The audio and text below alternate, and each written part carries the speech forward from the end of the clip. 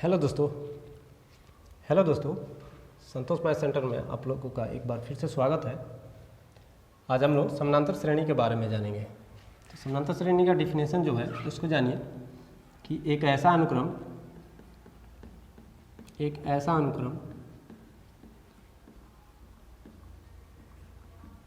जिसमें प्रत्येक पद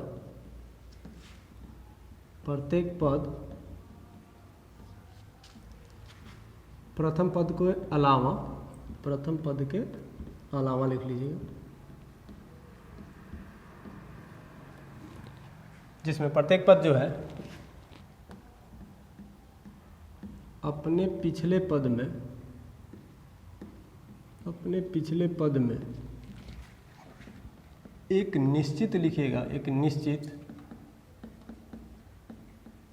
निश्चित संख्या जोड़ने से प्राप्त होता है।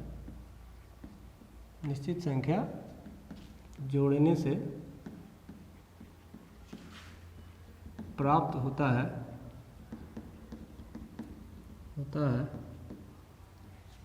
वह अनुक्रम जो है क्या कहलाता है?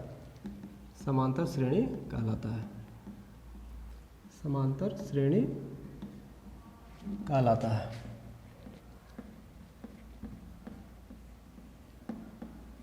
जैसे में 2, 4, 6, 8 20 तक, जहाँ तक भी जाइए आप इस श्रृंखला को जो है 2, 4, 6, 8, देखिए एक निश्चित संख्या जो है 2 को जो है 2 जोड़ा जा रहा है। पहले पद को छोड़ लीजिए, प्रत्येक पद जो है अपने पिछले पद में एक निश्चित संख्या जोड़ने से प्राप्त होता है। तो प्रथम पद को छोड़ के दूसरे पद में आइए और प्रथम पद पिछले वाले पद में देखिए 2 में 2 जोड़ के 4 आया है और इस 4 में फिर 2 जोड़ा गया तो 6 आया। मतलब एक निश्चित संख्या जो है इसमें जुड़ता हुआ चला गया है और यह श्रृंखला जो है, ऐसी सीरीज जो है हमको जो होता है, ऐसा अनुक्रम जो होता है वो समानांतर श्रेणी कहलाता है। तो ये समानांतर श्रेणी। अब इसमें जानना है कि एपी में जो होता है क्या होता है? प्रथम पद होता है, द्वितीय पद होगा, तृतीय पद, चतुर्थ पद, इसी तरह एनवां पद, एन पद हो अगर कितना हो उसको एन पद से दिखाइएगा और उसको हम ऐसे ही व्यक्त कर सकते हैं। तो आइए जानते हैं कि इसमें जो है कौन कौन सा फार्मूला इस पे बनेगा। इसके प्रत्येक पद के बारे में हम लोग जानेंगे क्या बोलते हैं। अगर ये अंतिम पद 20 आ गया है तो यह 20 जो है इसको क्या कहेंगे, हम अंतिम पद को क्या क्या बोल सकते हैं। तो इन सबों के बारे में जानेंगे और फार्मूला जानेंगे। तो आइए हम जानते हैं फार्मूला के बारे में। परिभाषा एवं सूत्र लिखिएगा।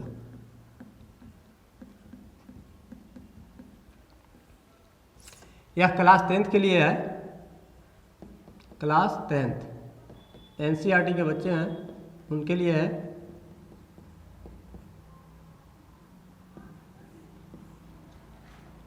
परिभाषा और सूत्र जानिएगा। किसी एपी का प्रथम पद जो होता है,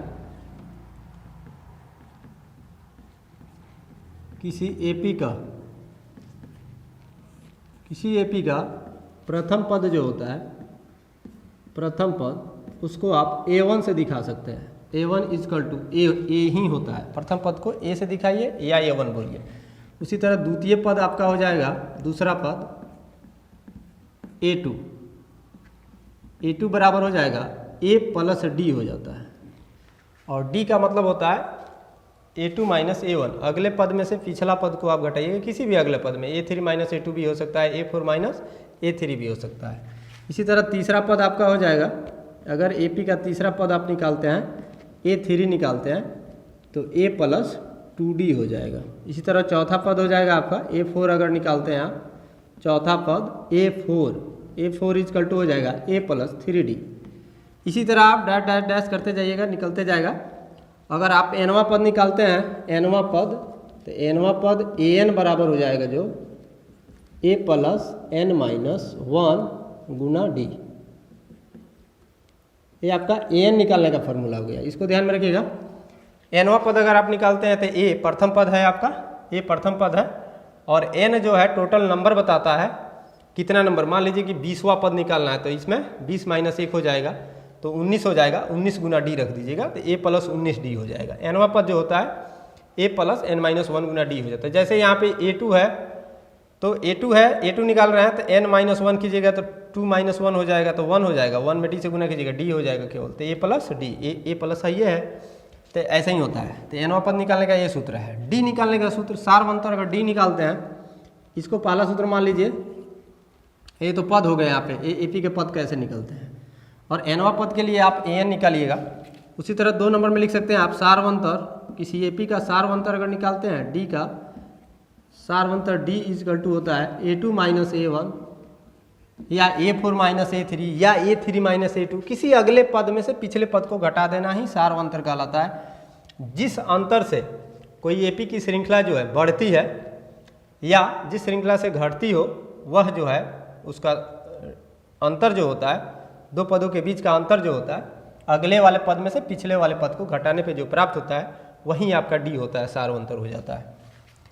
तीसरा होता है, अब इन पदों को अगर जोड़ने के लिए बोल दे, अगर आपको 2 4 6 8 10 दे दिया, 20 दे दिया और कहे कि इन पदों को जोड़िए, तो अगर लास्ट पद दिया हुआ होगा तो लास्ट पद, an को लास्ट पद भी बोलते हैं, लास्ट पद l से भी दिखाते हैं। तो लिखिएगा किसी AP के कुल पदों का योग, AP के कुल पदों का योग जो होता है, पदों का योग Sn बराबर, इसको Sn से दिखाइएगा, Sn बराबर होता है n/2 बड़ा कोष्ठ लगा दीजिएगा, 2a लिखिएगा, 2a प्लस n-1 गुना d हो जाता है आपका, कोष्ठ बंद कर लीजिएगा। ये सूत्र होता है। अगर अंतिम पद मालूम हो, अगर अंतिम पद नहीं मालूम हो, अगर अंतिम पद मालूम नहीं हो, केवल कहे कि 20 पदों तक जोड़िए, 2 4 6 8 दिया हुआ है, इसको इसके 20 पदों तक का योग अगर निकालना हो तो हम इस सूत्र से निकालेंगे। अगर वही अंतिम पद यहाँ 20 दे दिया है तो इसमें कितने पद होंगे, 2 दहिया 20 होता है, 10 पद हो गए। अब इस an वाले सूत्र से an बराबर हम 20 दिखाकर n का मान निकालेंगे। जब n का मान निकल जाएगा, अंतिम पद मालूम है तो n के रख लेंगे, अब प्रथम पद a मालूम है, तब सूत्र हो जाता है आपका, जब अंतिम पद मालूम हो, जब अंतिम पद मालूम हो। अंतिम पद मालूम नहीं रहेगा तो ये वाला सूत्र लगेगा Sn का, कुल योग का सूत्र ये होगा। और अगर अंतिम पद मालूम हो, जब अंतिम पद मालूम हो, अंतिम पद मालूम हो तो तब जो है Sn का सूत्र लगाइएगा, Sn बराबर n/2 बड़ा कोष्ठ a प्लस l लिखिएगा। l का मतलब अंतिम पद, an को ही अंतिम पद बोलते हैं, anवां पद आपका अंतिमवां पद कहलाता है। जैसे इसमें अगर हो 2 4 6 8 10 12 14 ऐसे होते जाए, 20 तक जाए तो 20 जो होगा ये आपका an होगा। इसको प्रथम पद को an बोलते हैं, a1, इसको बोलेंगे a2, ये आपका a3 है, a3, ये आपका a4 है।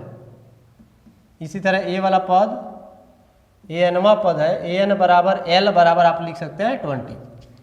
और इसमें n का मान पूछ देगा कि कितने पद है, 2 4 6 8 10, तो n का मान आप an के सूत्र पे रख के इसको बना सकते हैं। जैसे इसी में पूछ दे, अगर 2 4 6 8 20 है, इसमें पूछे कि n की संख्या कितनी है, कुल कितने पद हैं इसमें, तो उस पद को निकालने के लिए आप an बराबर 20 लिख लीजिएगा, या a plus n-1 Guna d लिख लीजिएगा, बराबर हो जाएगा आपका 20। या a प्रथम पद है आपका 2, n-1 पता नहीं है, यही तो निकालना है, प्लस दे दीजिएगा n-1 गुना d निकालिए।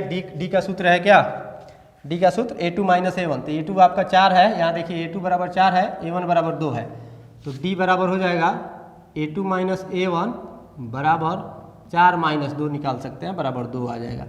इस चीज़ को आप, इस मान को जो है इसमें रखिएगा, यहाँ पे 2 कर लीजिएगा, बराबर 20 हो जाएगा, या 2 प्लस में इधर जाएगा तो माइनस हो जाएगा, n-1 गुना 2 बराबर हो जाएगा 20 - 2, यानी कि n-1 गुना 2 बराबर हो जाएगा आपका 18, या n-1 रोकिएगा, 2 गुना में है, इधर आएगा तो भाग बन जाएगा, तो 18 भागा क्या हो जाएगा, 2 हो जाएगा, 2 9 18 कट जाएगा, 9 मर्त में 9 हो गया। इसलिए n बराबर जो होगा आपका -1 है, इधर आएगा तो क्या हो जाएगा, n + 1 हो जाएगा, बराबर 10 हो जाएगा। तो इस तरह हमें पता लग गया कि n का मान जो है आपका क्या है, 10 है, यानी 2 4 6 8 करते करते जाइएगा तो 10वां अंक जब जाएगा आपका 10वां पद जो आएगा वो आपका 20 हो जाएगा। 10 दूना 20 होता है। 2 4 6, देखिए तीसरा पद 6 है, 2 3 6, चौथा पद 2 चौका 8 है, पांचवा पद 2 5 10 होगा, उसी तरह 10वां पद 2 दहिया 20 हो जाएगा। तो ये आपका 10 आंसर आ गया। अतः आप लिख सकते हैं अतः इस एपी में कितने पद हैं? अतः इस एपी में 10 पद हैं। इस एपी में कुल 10 पद हैं, कुल 10 पद हैं। तो इसी तरह बनता है, यही जो है 1 2 3 4 फार्मूला है और इसको ये किसी भी संख्या को निकालने के लिए आपका ये फार्मूला है। इन एपी के पदों को आप ज्ञात कर सकते हैं इन सूत्रों के द्वारा। अगर सार्वंतर पूछे तो a2 माइनस a1 कर लीजिएगा। Sn अगर योग निकाले तो n by two into 2a plus n-1 Guna d cut सकते हैं। तो इसी तरह से जो है एपी का पूरा क्वेश्चन बनेगा। इसमें भी होता है कभी कभी जांच करने के लिए दे देगा कि क्या दी गई श्रृंखला जो है, दी गई श्रेणी जो है एपी में है कि नहीं है। तो इसके लिए हम लोग चेक कर सकते हैं, अगर 3 पद दिया हो या 4 पद दिया हो तो एपी होने की शर्त जो है, एपी होने की शर्त लिखिएगा। एपी होने की शर्त जो है, एपी होने की शर्त को लिखिए। एपी होने की शर्त जो है a2 माइनस a1 अगर बराबर हो जाए a4 माइनस a3, या अगर 3 ही पद दिए हो, 4 पद नहीं दिए हो तो a2 माइनस a1 बराबर हो जाना चाहिए a3 माइनस a2 के। अगर अगले वाले पद में, सबसे अगले वाले पद में से उसके पिछले वाले पद को घटाइए, वो अगर बराबर हो जाए उस पद से उसके पिछले वाले पद के अंतर के बराबर। जैसे पे यहाँ पे आप देख रहे हैं, जैसे कि 3 पद दिया हो तो ए वाला सूत्र लगा के आप चेक कर सकते हैं कि a2 माइनस a1 बराबर हो जाना चाहिए a3 माइनस a2 के। अगर 4 पद दिए हो तो a2 माइनस a1 अगर बराबर आ जाए a4 माइनस a3 के तो एपी में है। अब यहाँ पे देखिए जैसे 4 पद दिया हुआ है तो देखिए a2 है, a2 में से a1 घटाइए, कितना आया? 2 आया। और यहाँ a4 में से a3 घटाइए तो 8 में से 6 गया, कितना आएगा? 2 आएगा। अगर ये दोनों बराबर आ रहा है, 2 बराबर 2 हो जा रहा है, तो ये आपका क्या है? ये आपका एपी में श्रृंखला जो है, श्रेणी जो है। तो आशा करते हैं आप लोग इसको समझ गए होंगे। इस पर आधारित सवाल जो है हम अपने नेक्स्ट वीडियो में रखेंगे। अगर मेरा बनाया हुआ आप लोगों को वीडियो अच्छा लगा हो तो प्लीज़ इस वीडियो को लाइक कीजिए, कमेंट कीजिए और मेरे चैनल को सब्सक्राइब जरूर कीजिए। Thank you. मिलते हैं नेक्स्ट वीडियो में, अगले वीडियो में। बहुत बहुत धन्यवाद।